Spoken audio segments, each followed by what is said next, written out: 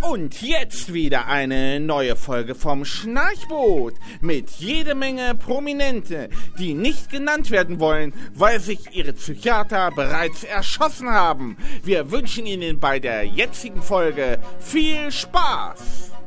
Heute Schundromane.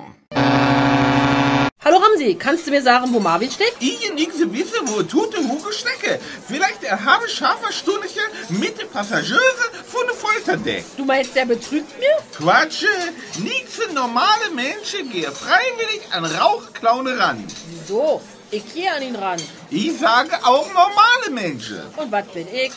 Du sei die tote Powder, die wurde neben auch Jussi Bieber, wenn er schenke ihre Tute von kanadischer Holunderwachtel. Also an den gehe ich bestimmt nicht ran. Erstens sieht er aus wie eine Kloakenkakerlake nach einer Tinnitus-Infektion. Zweitens brauche ich einen Typ, der sich genauso gut mit Typen auskennt wie ich. Da sich keiner so gut auskennt wie ich, nehme ich halt den zweitbesten, nämlich Marvin. Und drittens brauche ich einen richtigen Kerl. Eine richtige Kerl?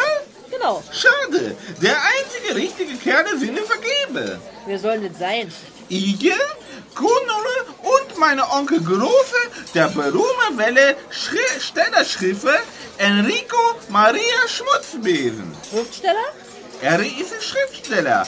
Höre du nichts zu. Hab ich von dem schon mal ein Buch gelesen? Bestimmt nicht. Warum nicht? Weil Marvin immer sage, du sei so dumme, dass du nichts lesen. Was hat der gesagt? Er meine, du X von nichts unterscheiden. Der soll mir mal nach Hause kommen. Dem schiebe ich eine Tüte in das negative Ende seiner Speiseröhre. Wo reine?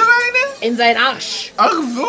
Aber sag mal, was hat der Herr Schmutzbesen geschrieben? Bucher, höre du nichts zu. Mensch, ich meine doch, wie die Bücher heißen. Wenn du nichts sage, was du wissen wolle. Ich nichts könne wissen, deine Frage antworten. Er schreibe unter anderem die Bucher Fratzi Schotter und der Freilaufende von Aschaffenburger, der Würger von Magdeburg, der Tode lauer hinter Friedhofsmauer, nichts ohne meine Entführer, Dr. Kuro auf dem Fluche ohne das Buchetelefone. Schrieb der denn nur Schund? Lasse Enrico nichts wissen, dass du heile seine Werke für Schunde.